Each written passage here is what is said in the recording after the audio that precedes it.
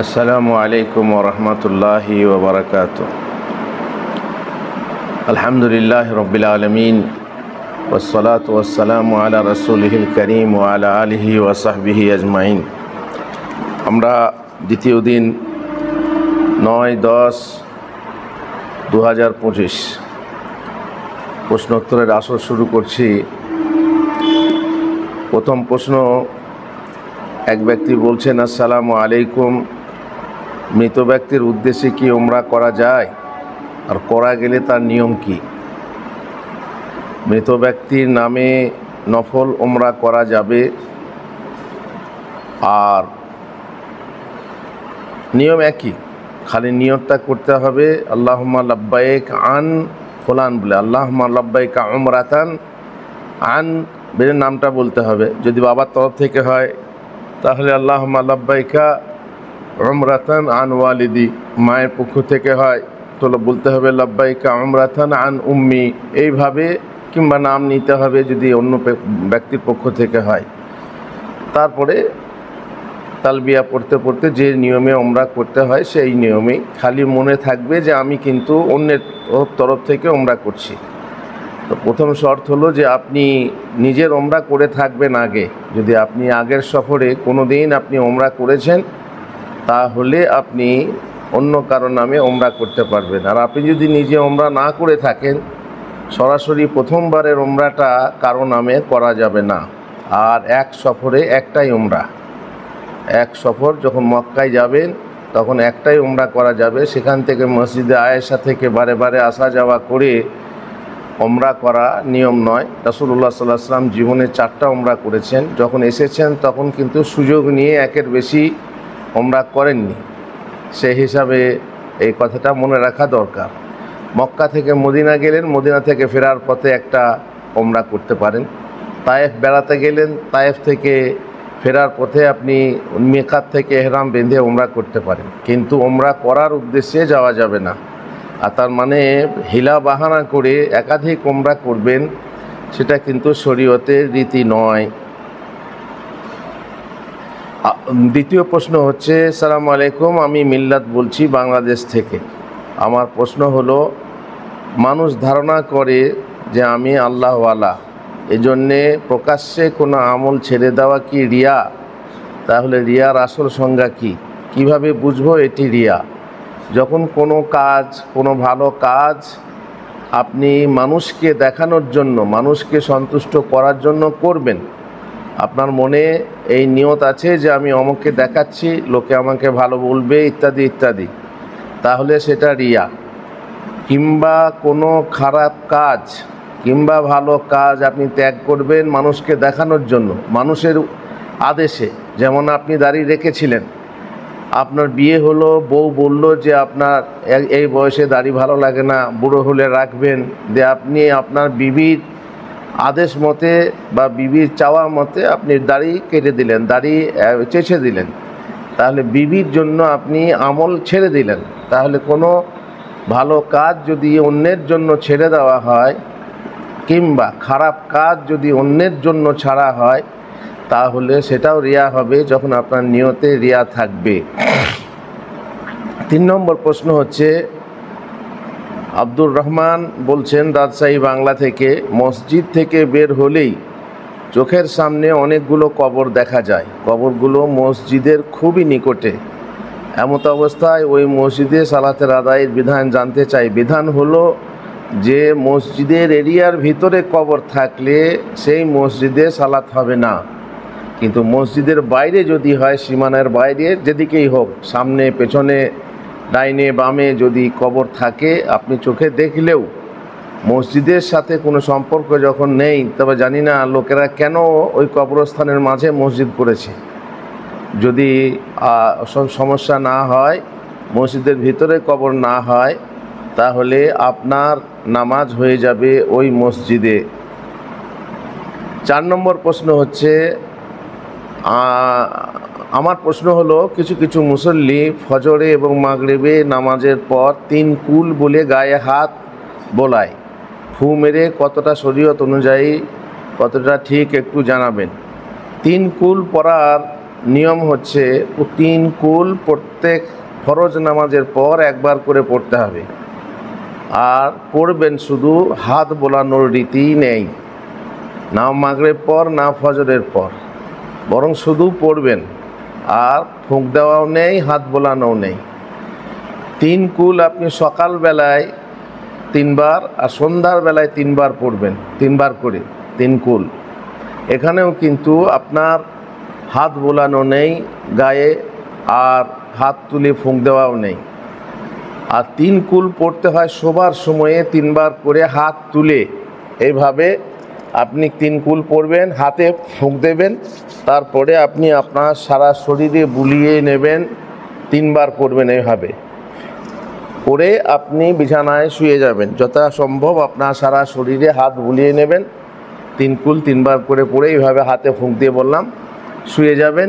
এটা হচ্ছে সঠিক নিয়ম। আর অন্য সময়ে গায়ে হাত বোলানো বা ফুঁক দেওয়া এরকম কিছু নেই। 5 নম্বর প্রশ্ন হচ্ছে, আসসালামু আলাইকুম সম্মানিত শেখ, প্রশ্ন হলো যে অনলাইনে বিভিন্ন অ্যাপের মাধ্যমে টাকা লেনদেন করতে গিয়ে কিছু টাকা ক্যাশব্যাক হিসাবে অ্যাপ কোম্পানি দিয়ে থাকে, যা আদান ও প্রদানকারীর অ্যাকাউন্ট থেকে কাটা যায় না। সেই টাকা কি নেওয়া বৈধ? কেন দিচ্ছে সেটা জানতে হবে। আপনাকে টাকাটা কেন দিচ্ছে? কেউ তো আর বিনা উদ্দেশ্যে দেবে না, নিশ্চয়ই কোনো কারণ আছে যার জন্য টাকাটা দিচ্ছে। সেই কারণটা যদি হালাল হয় তাহলে আপনার জন্য টাকাটা নেওয়া হালাল হবে। এটা আপনি জানার চেষ্টা করুন, সেই টাকাটা ফেরত কেন দিচ্ছে। আচ্ছা, 6 নম্বর প্রশ্ন হচ্ছে, আসসালামু আলাইকুম শেখ, আমি অতিরিক্ত অশ্লীলতায় জড়িয়ে যাচ্ছি, পর্নোগ্রাফি ও নজর হেফাজত করতে পারছি না, আমাকে কিছু নসিহত করুন। ভাই, এই নসিহত আপনি যখন আপনার ভিতরে ঈমান আছে, আপনার ভিতরে বুঝ আছে বলেই প্রশ্ন করেছেন, তো আপনি জড়িয়ে পড়েছেন, তখন আপনাকে ত্যাগ করতে হবে। এই পর্নোগ্রাফি দেখা মদের মতো একটা নেশা, মদের থেকেও বেশি নেশা বলা হচ্ছেন। যারা বিশিষ্টজন তারা বলছেন যে মদের থেকেও বেশি নেশায় পর্নোগ্রাফি দেখা। এটা যদি আপনি বর্জন না করেন, আপনার ব্রেনের সমস্যা হতে পারে, আপনার ব্রেন বিক্ষিপ্ত হয়ে যেতে পারে, আপনার পড়াশোনার ক্ষতি হতে পারে, আপনার সংসারে ক্ষতি হতে পারে, এইভাবে বিভিন্ন ধরনের। তাছাড়া আপনি যদি পর্নোগ্রাফি দেখার সাথে সাথে অবিবাহিত হন এবং আপনি যদি বীর্যপাত করেন, হস্তমৈথুন ব্যবহার করেন, তাহলে আরও ডবল ক্ষতি আপনার জন্য। আপনি বুঝতে পারবেন যখন আপনার বিবাহ হবে, আর স্ত্রীর কাছে গিয়ে আপনি বুঝতে পারবেন যে কত দামি জিনিস আপনি নষ্ট করে দিয়েছেন। এইভাবে পর্নোগ্রাফি দেখে আর বীর্য নষ্ট করে আপনি কত ক্ষতি করেছেন আপনার জীবনের, সেটা আপনি বুঝতে পারবেন। এছাড়া পাপ আছে। আল্লাহ তাআলার ভয় করুন, আল্লাহকে ভয় করুন।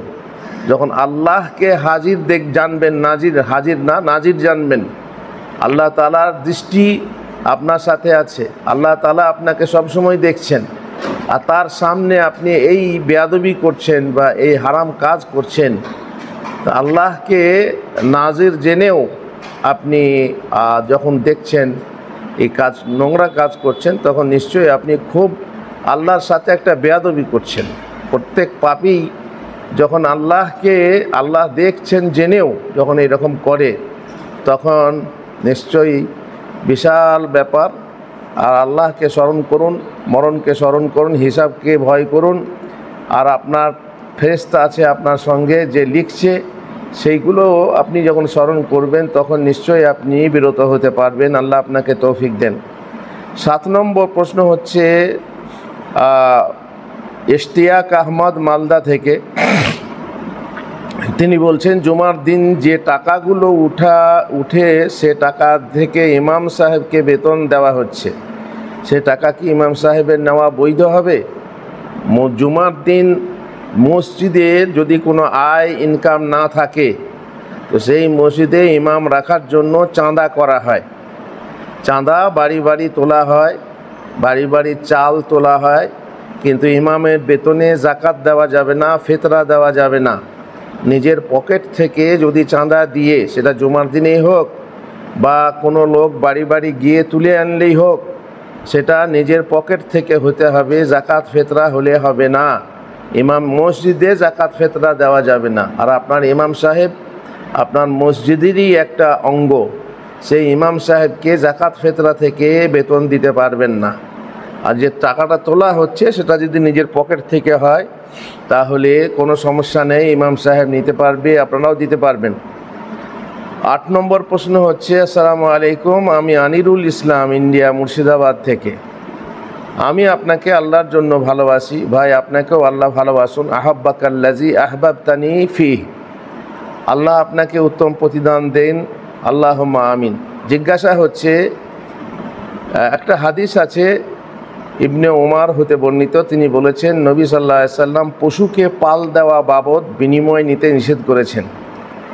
এই হাদিসে বলা হয়েছে যে পশুকে পাল দেওয়া বাবদ বিনিময় নিতে নিষেধ। এখন কথা হচ্ছে, নেওয়া নিষেধ হলে দেওয়াটাও কি নিষেধ?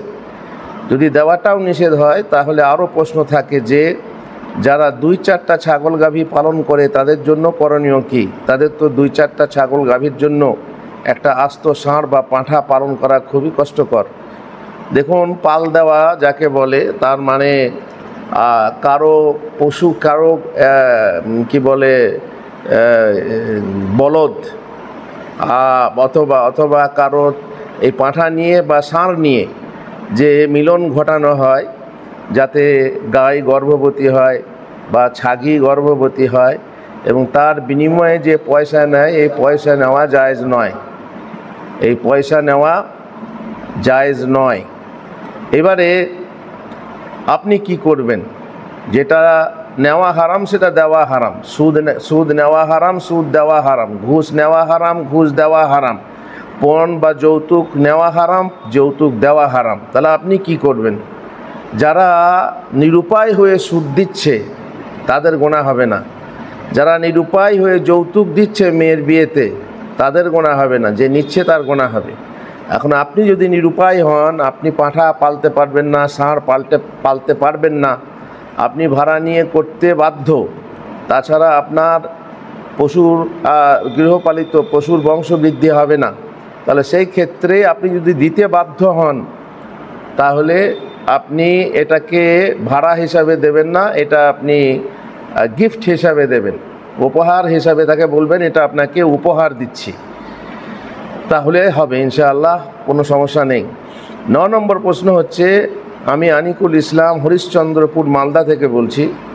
পুরাতন কবরের ওপরে ঘরবাড়ি নির্মাণ করা যাবে কি?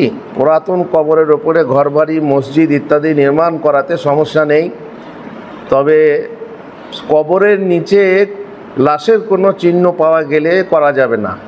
যদি লাশের চিহ্ন একদম নিশ্চিহ্ন হয়ে যায়, এমনকি হাড্ডি ইত্যাদি কিছুই নেই, সেখানে খোঁড়া হলে আপনি কিছুই পান না, তাহলে সেই কবরস্থানের ওপরে বা কবর যেখানে হয়েছিল, অনেকের পারিবারিক কবরস্থান আছে, এটা খুব ভুল, বিরাট ভুল।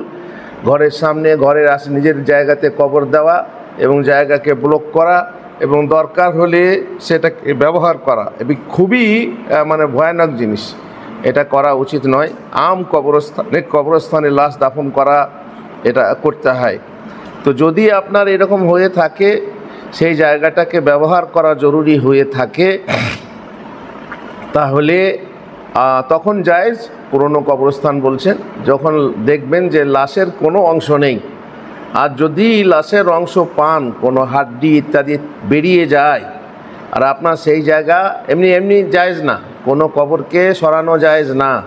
কিন্তু যদি আপনার দরকার হয়, একান্ত জরুরি হয় মসজিদ তৈরি করা কিংবা বাড়ি করা কিংবা রাস্তা করা, তো সেই কবর থেকে সেই হাড্ডি যেগুলো পাওয়া যাবে সসম্মানে তুলে নিয়ে আম কবরস্থানে দাফন করতে হবে। এটা প্রয়োজনে বৈধ, কিন্তু এমনি বৈধ নয়, তাহলে আপনি করতে পারবেন। 10 নম্বর প্রশ্ন হচ্ছে, আসসালামু আলাইকুম, সাদ্দাম মণ্ডল, হুগলি থেকে। আমাদের হুগলি জেলায় অনুষ্ঠিত হতে যাচ্ছে বিশ্ব ইজতেমা। আমার সাথে কখনো কারো কথোপকথনের মাঝে উক্ত বিষয়ে কথা উঠলে আমি তাকে নিষেধ করি উক্ত স্থানে যেতে, নানান রকম কারণ উল্লেখ করি। এই নিষেধ করা কি আমার জন্য হারাম হবে? ভাই, যদি জানেন সেখানে গেলে ক্ষতি হবে, সেখানে গেলে এমন এক দলকে সমর্থন করা হবে যেটা আমাদের সালাফি দল নয়, যেটা আমাদের সঠিক দল নয়, তারা সঠিক মানহাজে নেই, তারা সঠিক দাওয়াত পদ্ধতিতে নেই, অতএব তাদের দলে যোগদান করা আপনি যুক্তি দিয়ে নিশ্চয়ই বুঝিয়েছেন, আপনি নিষেধ করছেন বিভিন্ন যুক্তি দিয়ে, তো এটা হারাম নয়, এটা সৎ কাজের আদেশ, মন্দ কাজে বাধা দেওয়ার পর্যায়ে পড়ে, এটা হারাম নয়। যখন আমি জানি যে সেখানে যেটা হবে সেটা আমাদের সালাফি নীতি নয়, সালাফি রীতি নয়, সেখানে জয়ীফ, সেখানে বিদাত ইত্যাদি প্রচার হবে, তো সেখানে যেতে আপনি নিষেধ করেন, আর সেটা কিন্তু গোনা হবে তা নয়। বেশ, 11 নম্বর প্রশ্ন। আসসালামু আলাইকুম শেখ, আমার বাড়ি পাবনা, আমি আগে বেনামাজি কাফের ছিলাম, এখন পড়ি নামাজ, এখন নতুন করে কালেমা পড়ে মুসলিম হয়ে নামাজ পড়ব কি? আর ভুল আকিদার কারণে কুফরি হয়ে থাকে, আকিদা শুদ্ধ করার পর কি কালেমা পড়তে হবে? শিরক একবার হয়ে গেলেও কি পড়তে হবে? দেখুন, আপনি যখন নামাজ ধরবেন তখন নামাজেই আপনি তাশাহুদে আশহাদু আল্লা ইলাহা ইল্লাল্লাহ আশহাদু আন্না মুহাম্মাদান আবদুহু ওয়া রাসূলুহু পড়বেন, আপনার কালেমা এমনিতেই আসবে। তো আলাদা করে কালেমা পড়ে মুসলমান হয়ে গোসল করে ঢুকতে হবে তা না, গোসলও করতে হবে। কেন না, আপনি যখন নামাজ পড়তেন না তখন ফরজ গোসলও করতেন না, সেই হিসাবে গোসল করে নামাজ শুরু করতে হবে। আর তওবা সঠিকভাবে করতে হবে, তওবার 6টা শর্ত আছে, সেই শর্ত জেনে আপনাকে তওবা করতে হবে। আর এর জরুরি নয় যে আপনাকে কারো কাছে কালেমা পড়তে হবে, যেহেতু আপনি নিজেই নামাজ ধরছেন, নামাজেই আপনি কালেমা পড়বেন। তেমনি আকিদা থেকে আপনার আকিদা শুদ্ধ ছিল না, কিন্তু আপনি কালেমা পড়েছেন, তো সেখানে কালেমা পড়া থাকবে। আকিদা শুদ্ধ না হলেও নিশ্চয়ই আপনি কালেমা পড়েছেন, লা ইলাহা ইল্লাল্লাহ পড়েছেন, তো সেই হিসাবে নতুন করে কালেমা পড়ার কোনো দরকার নেই, তওবা করলেই যথেষ্ট হবে ইনশাআল্লাহ। আর যদি আপনি নাস্তিক হন, মূলেই আপনি কালেমাও পড়েননি জীবনে, তাহলে আপনাকে কালেমা পড়ে মুসলমান হতে হবে। 12 নম্বর প্রশ্ন বলছে, শেখ, স্ত্রীর সৎ মায়ের সাথে কি পর্দা করতে হবে? স্ত্রীর সৎ মা মানে সৎ শাশুড়ি, সৎ শাশুড়ি আপনার জন্য মাহারাম নয়, আপনার শাশুড়িকে আপনার থেকে পর্দা করতে হবে, যেহেতু নিজের জামাই নয়। নিজের জামাই না হলে শাশুড়িকে পর্দা করতে হবে, সৎ শাশুড়ি। 13 নম্বর প্রশ্ন হচ্ছে, শেখ, স্ত্রী মিলনের পূর্বে দোয়া কি শুধু স্বামী পড়বে, স্ত্রী কোনো দোয়া পড়বে না? না, স্বামী স্ত্রী উভয়ই দোয়া পড়বে, স্বামী স্ত্রী উভয়ই দোয়া পড়বে। ওখানে সন্তানের ব্যাপার আছে, পেটে সন্তান আছে জানলেও দোয়া পড়তে হবে। যদি আপনি জানেন যে স্ত্রী আপনার বন্ধা, তার সন্তানই হবে না, তবুও আপনাকে দোয়া পড়তে হবে। এই ক্ষেত্রে দোয়াতে কোনো রেয়ায়েত নেই, আপনিও পড়বেন এবং আপনার স্ত্রীও পড়বে প্রস্তুত হওয়ার আগে। 14 নম্বর প্রশ্ন হচ্ছে, আসসালামু আলাইকুম শেখ, আমি মাজিদুর সরকার, উড়িষ্যা থেকে। ইসলামিক্যালি গোল্ড বলে একটা অনলাইন প্ল্যাটফর্ম আছে, অনলাইনে ডিজিটালি সেখান থেকে সোনা কেনা বেচা কি বৈধ? তাদের থেকে গোল্ড কেনা বেচার পদ্ধতি হলো কোনো ক্রেতা তাদের ক্রেতে, যাই হোক ওনাদের যে পদ্ধতি আপনি বলেছেন, আমি আপনাকে একটা হাদিস বলছি বা হাদিসের মত বলছি, সেটা যদি আপনার হয় তাহলে আপনি এটা করতে পারবেন না। আল্লাহ রাসূল সাল্লাল্লাহু আলাইহি ওয়াসাল্লাম বলেছেন, তুমি সেই জিনিস বিক্রি করতে পারো না যে জিনিস তোমার কাছে নেই, তোমার কাছে যে জিনিস, তোমার আয়ত্তে যে জিনিস আসেনি, সেই জিনিস বিক্রি করতে পারো না। এবার আপনি বুঝে নেন। 15 নম্বর প্রশ্ন হচ্ছে, আসসালামু আলাইকুম ওয়া রাহমাতুল্লাহি ওয়া বারাকাতুহু শেখ, কোনো বইয়ের লেখক এবং প্রকাশকের অনুমতি না নিয়ে উক্ত বইয়ের পিডিএফ বানানো কি শরীয়তসম্মত? না, সেই বই লেখকের বিনা অনুমতিতে ছাপা জায়েজ না, তার পিডিএফ করা জায়েজ না, যতক্ষণ না লেখক এবং প্রকাশক অনুমতি দিয়েছে। কারণ তাদের সত্য সংরক্ষা করা হয়েছে। সত্য সংরক্ষণ যখন থাকবে তখন আপনি কারো বই, যেমন আমার বই, আমি জানি, আমি শুনেছি, আমাকে দেখানো হয়েছে, বিভিন্ন জায়গায় নকল করে ছাপা হচ্ছে, হুবহুব নকল করে ছাপছে, বিক্রি করছে। এইভাবে নকল করে ছেপে বিক্রি করা, তাদের পয়সা হারাম হচ্ছে, হারাম। তারা এইভাবে করতে পারে না, অনুমতি না নিয়ে চুরি করে তারা ছাপছে, বিক্রি করছে, এটা হারাম হচ্ছে, তারা এটা করতে পারে না। 16 নম্বর হচ্ছে, আপনার কাছে বিনীত অনুরোধ, আপনি যদি এমন তরুণ তরুণীদের উদ্দেশ্যে কিছু উত্তম উপদেশ দিতেন যারা ভ্রান্ত পরিবেশে থেকেও হকের পথে স্থির থাকতে চায়, দেখুন, ভ্রান্ত পরিবেশে থেকে অন্ধকারের উৎস হতে উচ্চারিত আলো, সেই তো তোমার আলো। নানা দ্বন্দ্ব বিভেদ মাঝে জাগ্রত যে ভালো, সেই তো তোমার ভালো। নিশ্চয়ই তাদের প্রশংসা অবশ্যই করতে হবে যারা অন্ধকারের মধ্যে সেখান থেকে আলো পেয়েছেন, এবং তাদের জন্য যে বাধা আসবে সেটা স্বাভাবিক। চারিদিকে অন্ধকার, সেখানে বাধা থাকবে, ঘরের লোক সাপোর্ট করবে না, সমাজের লোক সাপোর্ট করবে না, সেই ক্ষেত্রে অত্যাচারও আসতে পারে। তো সবুর করতে হবে আল্লাহর কাছে এবং ধৈর্য ধরতে হবে, আর আল্লাহর কাছে দোয়া করতে হবে যে আল্লাহ তুমি আমাকে সৎ পথ দেখাও এবং সৎ সঙ্গী মিলিয়ে দাও।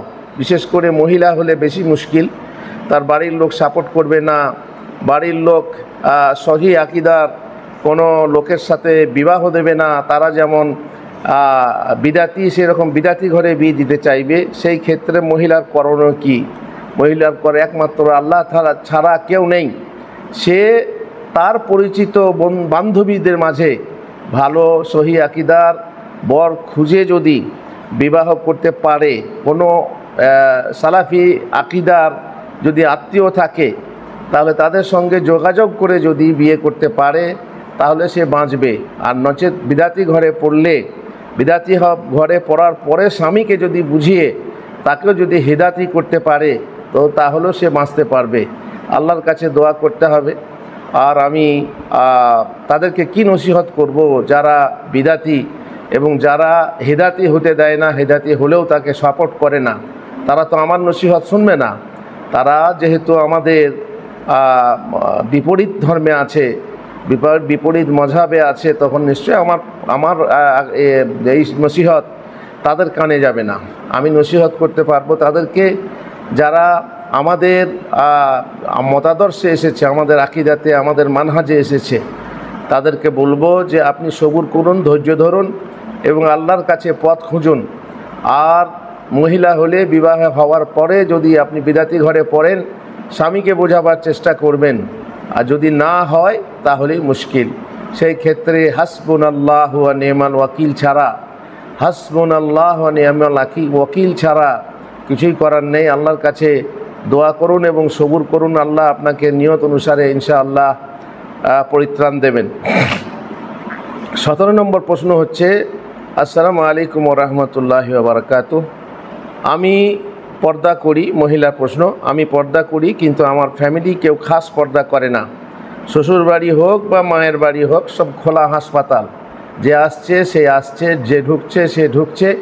আমাকে নিজেকে পর্দা করতে হয়, আর আমাকে আগে দেখে নেয়, তারপরে আমি বাড়িতে ঢুকি। তো এই ক্ষেত্রে আমার খুব কষ্ট হয় মনে, যে মনে হয় আমাকে আগুনে পুড়িয়ে ফেলা এর থেকে উত্তম যে আমি লোককে দেখা দিয়ে ফেললাম। এটা হবে যখন আপনি পর্দা কাকে বলে এটা বুঝবেন, তখন পরপুরুষ দেখে নিলে আপনার মন খারাপ হবে, এটাই স্বাভাবিক।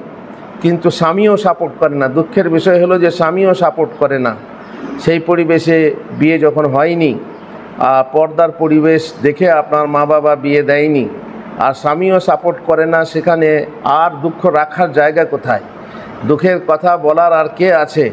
তখন অন্তর চূর্ণ বিচূর্ণ হওয়ারই কথা। আর আপনি সেই স্বামীদের কি পরামর্শ দিতে চান? কি পরামর্শ দেবো? যে তুমি এমন হীরের টুকরা পেয়েছো যে নিজেকে গোপন করতে চায়, তুমি এমন গোলাপ পেয়েছো যে গোলাপের পাপড়িতে সুগন্ধ, সেই সুগন্ধকে যে গোপন করতে চায়, সেই জিনিস পাওয়ার পরেও এমন গোলাপ পেয়েও তুমি তার কদর করতে পারছো না, এটা হতভাগা ছাড়া তুমি কেউ নও। তুমি নিজে পর্দা বোঝো, পর্দা ফরজ, আর সেই ফরজটাকে তুমি মানো।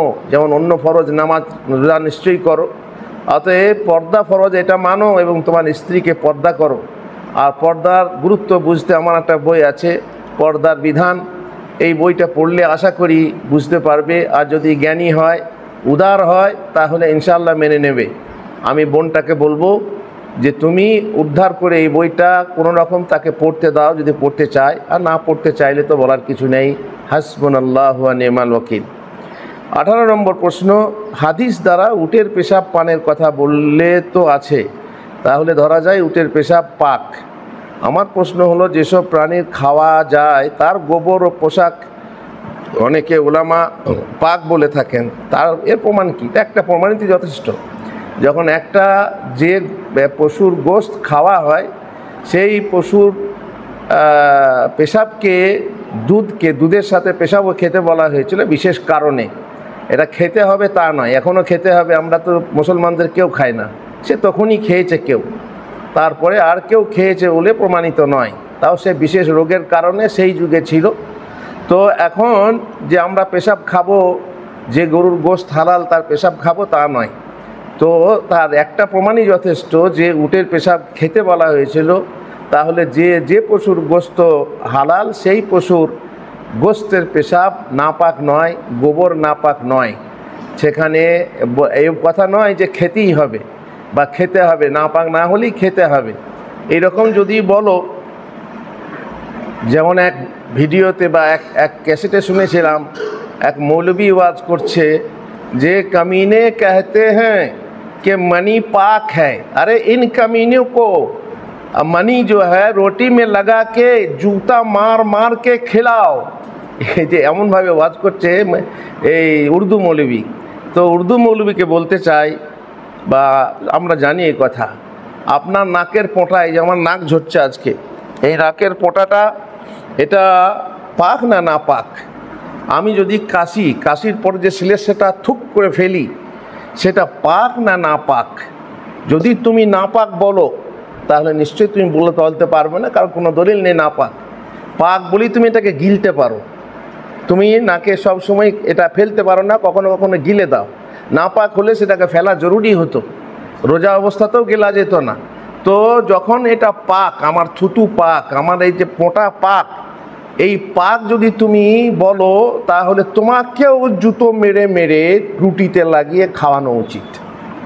এ কোন কথা যে তুমি এমনভাবে বলছো যেন তুমি হাদিস কোরআন বোঝো না, আর সেটা হাদিসের কথা, সে হাদিসের কথাকে অবজ্ঞা করে তুমি কামিনে বলবে, আর তুমি তাকে জুতা মারতে চাইবে, আর তুমি আসলে জুতোখোরের, তুমি হচ্ছে জুতোখোর বা জুতো খাওয়ার যোগ্য, সেটা তুমি নিজেও বোঝো না।